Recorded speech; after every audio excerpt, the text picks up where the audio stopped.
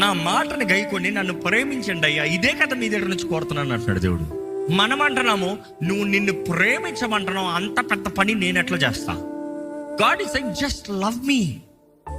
నన్ను ప్రేమించి నా చిత్తాన్ని తెలుసుకో. ఈరోజు చాలా మందికి దేవుని చిత్తం అన్న మాట ఎత్తుతే భయం అండి. దేవుని చిత్తం అడగాల